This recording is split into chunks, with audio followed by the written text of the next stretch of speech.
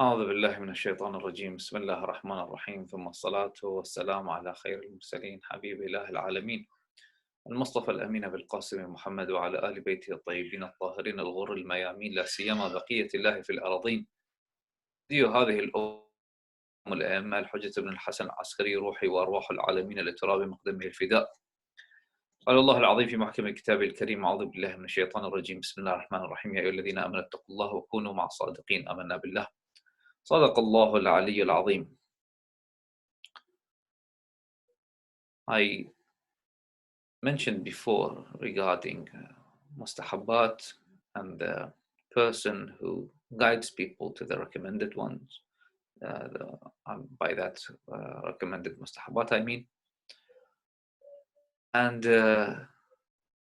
one of those mustahabbat I mentioned before is saying La ilaha illallah 100 times a day. That will make a person that day the best person, and who will get a lot of rewards of La ilaha illallah, because it's the most, it's the heaviest thing in the scale of our a'mal that are going to be put in our doings and hereafter.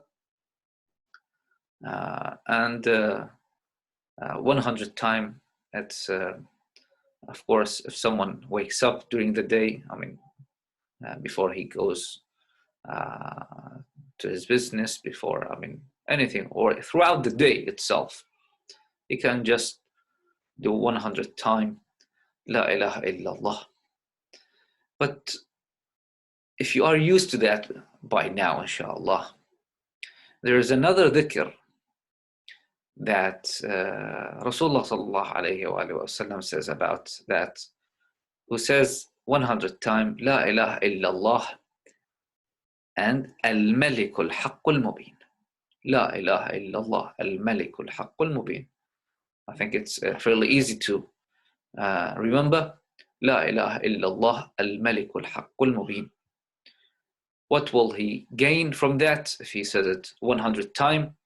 أعاذه الله العزيز الجبار. Allah subhanahu wa ta'ala will protect him from what? From poverty.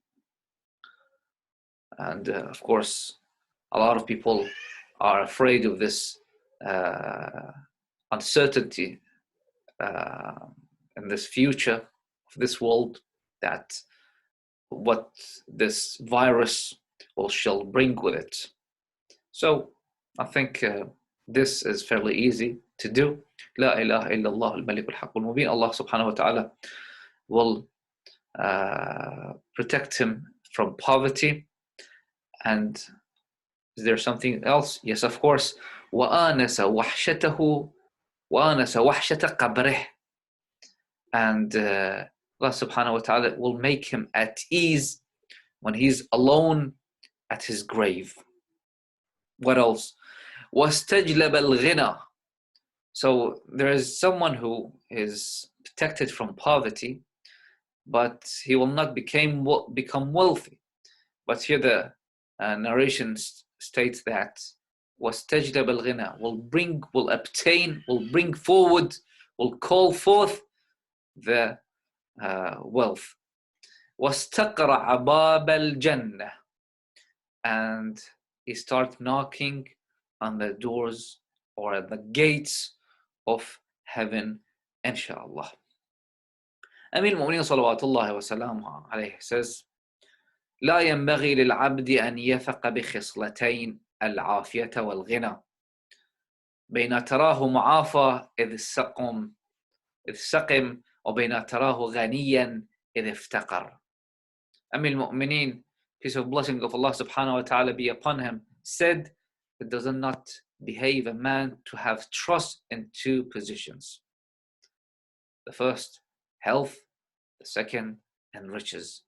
Because there is many men whom you see healthy, but he soon falls sick. What better example than this pandemic? And many a man who you see rich, but soon turns poor and destitute. So two things You should not trust in. The health sometimes will make people think that, okay, they are probably always healthy. And, well, they will say that maybe in the future I will start doing my fasting better, or start doing my fast, or start even fasting, or going to Hajj, or doing my salat. But they know so little that this might be taken from them. And we've seen that a lot. We've seen healthy people, like one day he's perfectly healthy, like in few days later, maybe even a few months later, you've seen him fall and become sick and ill for the rest of his life. Doesn't matter if he's young or he's old. So this cannot be trusted, that we have to take advantage of our health. We have to take advantage of our ability to perform worship, to perform kindness toward each other, better now than we say in the future, because we don't know what might our future hold for us.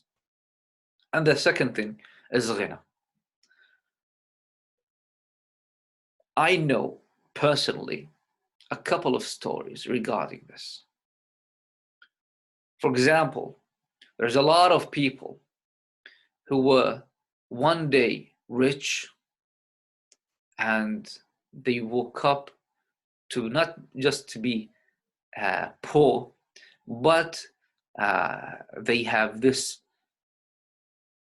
amount of debts. One mistake, or maybe something in this global markets happened, and people start losing their wealth. So while you have it, take a good use of it. I know some people that in the 70s of last century, that what they had comfortable life. Some might even say they were wealthy. They were wealthy in Iraq, but of course, it was a tyrant ruling Iraq back then, and they woke up one day in a prison, or been thrown out of their homes into the streets, and from that to the borders, leaving them with nothing but the clothes that they have on. So we need to make the best use of the money that we have, the health that we have as well. Amir al-Mu'minin salawatullahi wa salamu alayhi says in different occasion about the way that we have to act and use our wealth, because it is in our hand and for a reason. Don't think that it is because you are smart or you worked a lot and you have this. We know the story of Qarun. We know the story of a lot of wealthy, and Allah subhanahu wa ta'ala took it from them because they misuse it. So Amir ibn Salawatullah wa salam alayhi says, إن لله عبادا يختصهم الله بالنعم لمنافع العباد فيقرها في أيديهم ما بذلوها فإذا منعوها نزعها منهم ثم حولها إلى غيره. That Amir ibn Salawatullah wa salam alayhi said that there are some creatures of Allah, of course human, of whom Allah gave favor to. Allah subhanahu wa ta'ala benefit them with wealth, So as long as they can benefit others. So therefore, he placed them in their hands so long as they give them to the others. But when they deny them to others, he takes away that favor from them and send them that favor to others. So inshallah, Allah subhanahu wa ta'ala guide us and to the right path, and gives us this opportunity to use better our health and our wealth, inshallah. إنه ولي التوفيق. وصلى الله على سيدنا محمد وآله الطيبين الطاهرين. اللهم صل على محمد وآل محمد. أحسنتم.